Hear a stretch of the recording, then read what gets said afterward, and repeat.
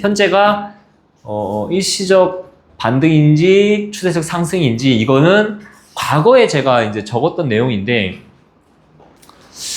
이거 제 글씨도 잘 안 보이잖아요, 뒤에서. 글씨도 잘 안 보이고. 그러면 조금 지루하시겠지만 어차피 이거 다 읽어보셨을 텐데 한번 읽어볼까요? 제가 안 그러면 안 읽으시잖아요. 예. 자, 가격이 오르면 보유비용 만회가 되므로 수요자가 생각하기에 자가를 선택하는 것이 유리한 환경이 지속되면 추세적 상승이 이어지고, 전세나 월세를 선택하는 것이 유리한 환경이 지속되면 추세적 하락이 나타납니다. 요거 이해됩니까? 미란님 이해되세요? 되세요? 이해 안 되시는 표정인데. 가격이 오르기 때문에 내가 여기 이자를 내는 게, 세금을 내는 게 만회가 된다. 이게 그럼 합리적인 생각이라고 지난번에 말씀을 드렸죠. 이런 의사결정 때문에 가격 상승이 일어나는 거라는 거죠. 거기에 덧붙여서 투자 수요가 거기에 얹어지면, 투자자들이 접어들면 거기에서 약간 좀 과도한 상승이 일어나는 거. 그게 과도한 상승에 의해서 이제 시장이 꺾이는 거. 서울 수도권 같은 거. 그걸 설명드리는 거예요.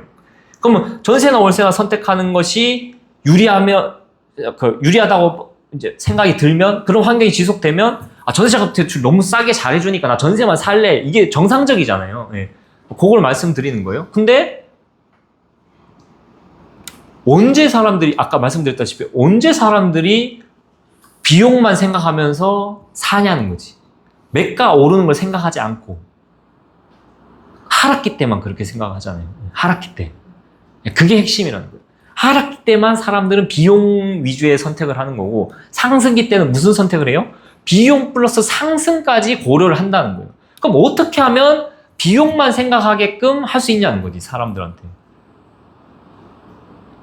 장기적인 하락이 나와줘야 된다는 거예요. 그러니까 어제도 하락했고 그제도 하락했고, 그러니까 오늘도 하락하고, 그러니까 이것만이 나는 이제 하락은 내 머릿속에서 빼고 무조건 나는 이제 전세나 월세 사야겠어로 의사결정을 하게끔 만들 수 있다는 거예요.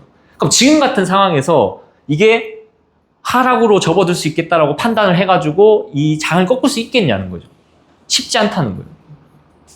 그러니까 상승이 1, 2년 안에 나왔었다가 꺾였다 할지라도 이게 잘 안 사그라든다고. 한 3년씩 막 이제 계속 하락이 이어지면, 이제는 뭐 상승은 머릿속에서 아예 지워버리고 그냥 나는 전세 살래, 월세 살래. 왜냐면 상승이란 것 자체가 이제 잊혀져야 된다, 머릿속에서. 예. 그게 굉장히 중요한 포인트라는 거죠. 예. 그래서 그러면 이런 거지. 그럼 지금 잠깐 하락이 나왔었잖아요, 우리가. 22년 하락이 나왔었잖아요. 그 다음에 한 번 더 나와주면 이거야말로 제대로 된 추세적 하락 아니겠냐는 거죠. 그럼 어떻게 하면 한 번 더 하락을 만들어낼 수 있겠냐는 거지. 어떻게 하면 한 번 더 하락을 만들어낼 수 있겠냐는 거예요. 그걸 여기서 내용을 담아낸 거예요. 이제 설명한 거예요. 그래서 아예 이제 머릿속에 이 상승에 대한 기대를 없애려면 지금 이 시점이 언제예요? 23년 말이었다고. 이걸 내가 적었을 때가 23년 말이었는데, 여기서 한 번만 더 떨어지면, 꼬꾸라지면 이제는 나락간다. 이제 사람들 더 이상 상승에 대한 기대를 접어버리고 어떻게 한다? 그냥 비용만 생각하면서 나는 월세 살아야지, 전세 살아야지 이렇게 생각한다는 거예요. 그러면 그 시점에서, 23년 말 시점에서 도대체 뭐가 나와줘야 한 번 더 꼬꾸라질 수 있겠냐는 거예요. 서울 수도권 같은 경우. 예. 그렇지. 그럼 금리가 인상이 나오거나 유지가 된다거나, 금리가 안 떨어지고 계속 유지가 돼. 계속 고금리가 유지가 된다고. 이거는 이제 금리는 무슨 얘기냐면 기준금리가 아니라 대출금리를 말씀드립니다. 대출금리. 예. 대출금리. 아니면 유동성을 더 빼버리는 거예요. 뭐 전세자금 대출 막아버린다든지 뭐 그런 걸 빼버리는 거지. 예. 뭐 그런 게 나오면 이제 꼬꾸라질 수 있겠죠. 그러면 이제 과연 그럴 확률이 높냐, 낮냐, 이거를 타진해보고, 아니야, 내가 생각할 때는 좀, 이거는 좀 쉽지 않아 보이는데 라고 해가지고, 그러면 어떻게 돼? 꼬꾸라지지 않을 것이니 얘는 뭐다? 일시적 조정일 것이다 라고 그냥 결론 낸 거예요, 그때 당시에. 이해되세요? 자, 그 내용입니다. 그래서 대출 총량을 지속적으로 축소시키는 정책이나 아니면 금리가 아예 계속 유지가 되는 거예요. 이거는 이제 시장금리가.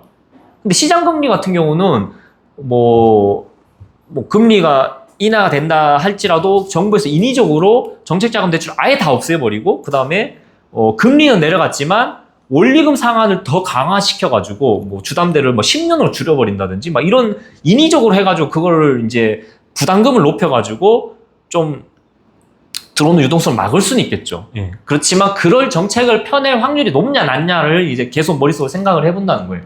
그렇지만 이것도 쉽지 않다. 이거 정책적으로 쉽지 않다. 어떤 현재 어떤 정권이라든지 종합적인 어떤 정치적인 이슈라든지 어떤 여론이라든지 이런 걸 봤을 때, 이 두 가지가 나오면 나는 어떻게 된다?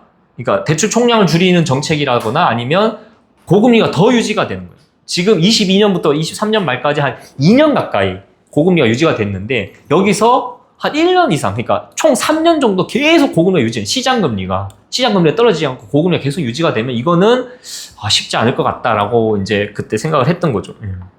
자, 그러면 그 확률적으로 결론은 그렇던 거지. 이거는 좀 확률적으로 낮아 보인다. 그러면 이제 이 뭐라 해야 되지?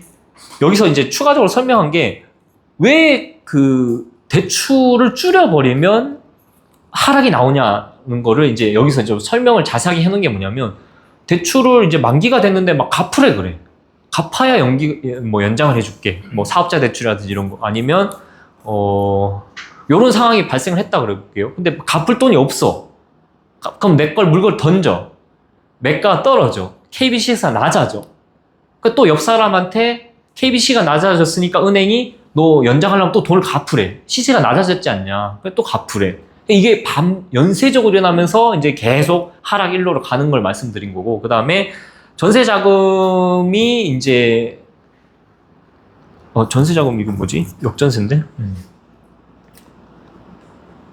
그치. 고금리는 전세 자금 대출도 사람들이 부담을 느껴가지고 전세 자금 대출을 받아서 전세 살던다는 사람들이 어떻게 해요? 점유형을 바꿀 확률이 높다는 거죠. 뭘로 바꾸겠어요? 월세로 바꿀 확률이 높죠. 네. 그러면 이분이 6억에 살다가 나간대.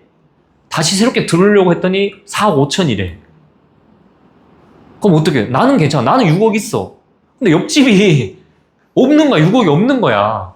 그래서 4억 5천에 받아서는 6억을 못 내주니까 뭘 해요? 뭘 할까요? 네. 할 수 있는 방법이 6억을 어떻게 내주냐고. 방법이 뭐가 있어요? 집을 싸게 팔아야지. 그 집을 얼른 팔아서 줘야지. 그러니까 나는 내 돈 6억 있어가지고 내 집에는 영향이 없는데 내 집에 같이 옆집이 자꾸 집을 싸게 파니까 집값이 내려가잖아요. 그래서 나는 그리고 덕분에 내 집도 내려가는 거야. 그러니까 이런 연쇄적인 반응을 설명을 하는 거죠. 그러니까 항상 나를 중심으로 시장을 해석하면 안 되고 옆집에 돈이 있는지를 봐야 된다고요. 이해되세요? 예. 그러니까 그거를 잘 봐야만 이게 어떤 시장 상황이 이게 하락이 계속될 것인가 아닌가, 아니면 조금만 하락이 되고 나서 다시 이제 조정이 되고 나서 반등할 것인가, 이런 거를 파악하는데 더 도움이 된다는 거지. 예. 그러니까 내가 투자를 잘하기 위해서, 그러니까 내가 리스크 관리를 하기 위해서 내가 현금을 확보하고 있는 것과 이건 완전 다른 거라는 거죠. 이건 시장을 어떤 이제 큰 움직임을 바라봐야 되는 거니까, 이런 상황이 되면 어떻게 될 것인가, 다른 사람은 어떻게 행동할 것인가, 대중들은 어떻게 행동할 것인가 늘 생각을 하셔야 된다는 거예요. 그러고 나서 이제 일시적으로 공급 측 요인이라고 착각할 수 있는 거죠. 어떤 정책이 나왔어요. 그래서 물량 매물이 많이 나오게 한다는 거. 이런 것들은 그때 제가 말씀드렸잖아요. 실질적인 공급이 아니다. 그렇기 때문에 그런 것들은 공급량 변화로 보면 안 되고 그런 거 신경을 쓸 필요가 없다. 굳이 신경을 쓸 필요가 없고, 그럼 수요층 요인에서 그 대출만 수요층 요인이냐? 인구 감소가 이렇게 심각하고, 그러니까 소득이 막 감소하고 있는 지역도 있고, 어떤 지역 같은 경우는 별의별 이제 수요층 요인이 많잖아요. 그렇지만 그때도 말씀드렸다시피 대출만큼 단기적으로 일시에 영향을 주는 요인이 잘 없고, 나머지는 뭐예요? 인구 감소도 쌓여야지. 시간이 지나야 효과가 있죠. 안 난 애들이 커야 될 거 아니에요. 그 시간이 확보가 돼야 되니까. 그러니까 보통 이렇게 짧은 시간 안에 강력하게 이제 영향을 줄 수 있는, 수요측에 영향을 줄 수 있는 건 대출밖에 없기 때문에 이런 설명을 드렸고. 예. 그래서 그러면 주담대도 있고 전세자금 대출도 있는데 왜 너는 전세자금 대출에 영향을 주면 더 파괴력이 있을 거라고 생각을 하냐? 주담대가 상당히 높은 수준으로 규제가 들어가 있기 때문에 그렇다는 거예요. 현재 DSR이라는 게 엄청나게 고도화된 그 규제 상황이기 때문에 이미 그런 규제를 다 막고 있는 상황이고, 여기서 더 대출 규제가 나온다는 건 뭐가 있을까요? 거의 없어. 그러니까 뭐 하나 정도, 한두 개 정도 한다라고 하면 뭐 강남권에 다시 LTV 이빨 낮춰버린다든지 뭐 15억 이하 대출 규제, 대출 금지를 다시 해버린다든지 뭐 이런 상황인데 이거는 사실은 또 어떤 이 정부의 어떤 그 스텝과는 좀 안 맞잖아요. 그러니까 계속 줄기차게 주장해왔던 그런 모습과는 좀 안 맞기 때문에 그러니까 주담대 쪽으로서 치명적인 대출 규제가 나올 가능성이 좀 낮아 보인다 이거예요. 뭐 제가 볼 때 제 뷰는 그렇다는 거죠. 그러면 뭐 전세자금 대출 쪽으로는 이때까지 단 한 번에 뭔가 규제다운 규제가 들어온 적이 없었잖아. 여기서 뭔가 하나만 제대로 딱 건드려줘도, 내관을 건드려줘도 주담대 말고 전세자금 대출 영향이 팍 생겨가지고 전세가가 확 낮아질 가능성이 있기 때문에 요거는 나오면 영향이 지대하다. 근데 하지만 이것도 역시나 이거 전세자금 대출을 무슨 표로 봐요? 약간 서민표로 보잖아요. 예, 그렇기 때문에 지금 뭐 가뜩이나 지금 정권이 굉장히 뭐 이렇게 지지율이 낮은 상황인데 그런 정책을 핀다는 거는 또 안 맞다는 거예요, 현실적으로. 예. 그렇기 때문에 영향력 측면에서 저는 주담대보다는 전세자금 대출에 그걸 건들면 상당히 파괴력이 있을 거라고 생각하지만 걔를 카드로 쓸 수는 있겠지만 그걸 다 알고 있을 거라고 생각을 해요. 그렇지만 상당히 눈치를 많이 봐야 되는 그런 거기 때문에 쉽지 않을 것 같아. 예. 그래서 이제 뭐 마지막 남은 변수는 뭐예요? 그러면 야 공급이 갑자기 폭탄이 떨어질 수 있지 않냐? 야, 아파트는 3, 4년 걸리는데 야 빌라, 도생, 오피스텔 빨리 지으면 되지 않냐? 옛날에 MB 때 그렇게 져가지고 꼬꾸라졌지 않냐? 빌라 엄청 지었지 않냐? 그때 인허가량 보면 빌라 인허가량이 엄청나거든요. 이거 제가 아파트만 뽑아왔는데 근데 그럴 가능성도 상당히 낮다는 거지. 왜냐면 전세 사기와 그 인상된 공사비로 인해 가지고 빌라를 아무도 안 사니까 아무도 안 짓는 거예요. 이게 그럼 단기간 회복될 가능성이 있냐? 그것도 쉽지 않다. 왜? 정책적으로 뭐 다주택자 규제라든지 그다음에 이렇게 맞물려 있어. 네, 그러니까 여러 가지 맞물려 있기 때문에 그것도 쉽지 않아 보인다. 그럼 결국에는 공급이 갑자기 1년 안에 팍팍팍 나올 수 있는 그 공급도 쉽지 않아 보이고 그러면 지금 예정돼 있는 공급 언제 나와요?